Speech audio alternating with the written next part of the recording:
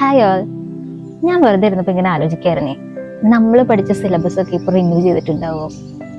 Pre primary class തൊട്ടിട്ട് ഒരു 10th level വരെയൊക്കെയുള്ള syllabus എന്തൊക്കെ കാര്യങ്ങളല്ലേ നമ്മൾ പഠിച്ചത്?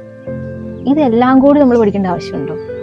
ശരിക്കും നമ്മളിങ്ങനെ കുറേ പുസ്തകം പഠിക്കുന്നതാണോ, അതോ കുറച്ചും കൂടിയൊക്കെ പ്രാക്ടിക്കൽ ഓറിയൻറ്റഡ് ആയിട്ട് നമ്മുടെ കരിക്കുലം ചിട്ടപ്പെടുത്തുന്നതാണോ നല്ലത്? എനിക്ക് മാത്രം തോന്നുന്നതാണോ എന്നറിയില്ല. നമ്മുടെ ട്രാഫിക് നിയമങ്ങളെ പറ്റിയോ അല്ലെങ്കിൽ നമ്മുടെ ചുറ്റുമുള്ള പ്രാക്ടിക്കലായിട്ടുള്ള കാര്യങ്ങളെ പറ്റിയൊക്കെ അധികം ഒന്നും പഠിച്ചതായിട്ട് എനിക്ക് യാതൊരു ഓർമ്മയില്ല. അല്ലെങ്കിൽ നമുക്ക് നമ്മുടെ ഡെയിലി ലൈഫിൽ വേണ്ട കുക്കിംഗ് സ്കിൽസ്, അതിനൊക്കെ വേണ്ടിയിട്ടൊരു സിലബസ് നമ്മുടെ സ്കൂൾ വിദ്യാഭ്യാസ കാലഘട്ടത്തുണ്ടോ? ഇനിയിപ്പോൾ എൻ്റെ ഓർമ്മക്കുറവാണോ എന്നറിയില്ല. എങ്കിലും ഞാൻ വെറുതെ ഇരുന്ന് ആലോചിക്കുമായിരുന്നു, ഈ ആകാശത്തോട്ടും മിസൈൽ വിടുന്നത് നമ്മളെ പഠിപ്പിച്ച സമയത്ത് നമ്മുടെ ചുറ്റുപാടുള്ള സമൂഹത്തിൽ എങ്ങനെ സർവൈവ് ചെയ്യാന്നുള്ള സ്കില്ല് നമ്മൾ നേടിയിട്ടുണ്ടോ? മെക്കാനിക്കൽ ആയിട്ടുള്ള കാര്യങ്ങൾ ചെയ്യാൻ ഇഷ്ടപ്പെടുന്ന ഒരാളെ മെഡിക്കൽ റിലേറ്റഡ് ആയിട്ടുള്ള കാര്യങ്ങൾ കുത്തിയിരുത്തി പഠിപ്പിക്കേണ്ട ആവശ്യമുണ്ടോ? അതിനുവേണ്ടി ഈ ടീച്ചേഴ്സ് എന്തൊക്കെ പ്രയോഗങ്ങൾ നടത്തുന്നു, അവരെത്രത്തോളം കഷ്ടപ്പെടുന്നു, ഇതിൻ്റെയൊക്കെ ഒരു ആവശ്യമുണ്ടോ? എനിക്കറിയില്ല. നമ്മുടെ സ്കൂളുകളിലെ ഈ ആനുവൽ എക്സാമിൻ്റെ ഒരു മാർക്കും കാര്യങ്ങളൊക്കെ വെച്ചിട്ടല്ലേ നമ്മുടെ സ്റ്റുഡൻസിനെ അവർ വിലയിരുത്തുന്നത്. അതും ഇനിയിപ്പോൾ നമ്മളൊക്കെ പഠിച്ച ഒരു കാലഘട്ടത്തിൽ നിന്ന് എന്തെങ്കിലുമൊക്കെ വ്യത്യാസം ഇപ്പോൾ വന്നിട്ടുണ്ടാവാം, അതെനിക്കറിയില്ല.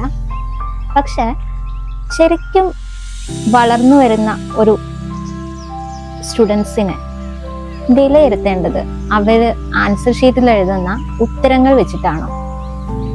നിങ്ങൾ എപ്പോഴെങ്കിലും ചിന്തിച്ച് നോക്കിയിട്ടുണ്ടോ?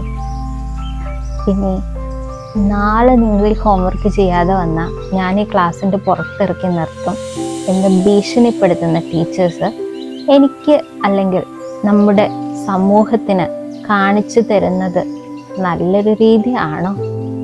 നിങ്ങൾ ചിന്തിച്ചിട്ടുണ്ടോ?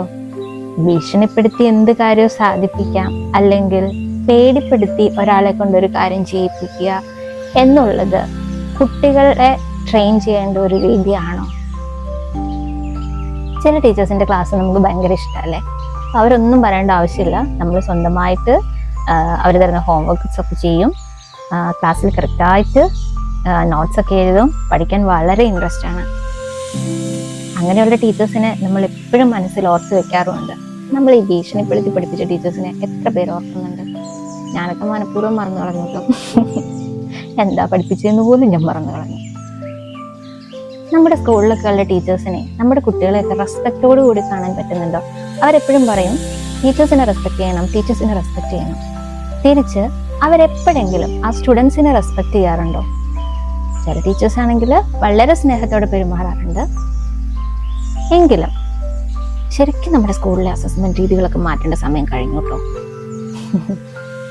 നമ്മുടെ സ്റ്റുഡൻസ് എല്ലാവരും നാട്ടിൽ നിന്ന് സിലബസ് പഠിച്ചതിന് ശേഷം നാട്ടിൽ ജീവിക്കാത്ത എന്താണെന്നറിയോ?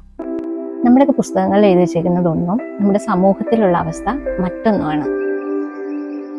ഇന്നത്തെ സമൂഹം സ്വാതന്ത്ര്യം ഇഷ്ടപ്പെടുന്നു. അവർക്ക് അവരുടെ അഭിപ്രായങ്ങൾ പറയണം, അത് റെസ്പെക്റ്റ് ചെയ്യപ്പെടണം എന്നുള്ള ആഗ്രഹം കൂടിയുണ്ട്.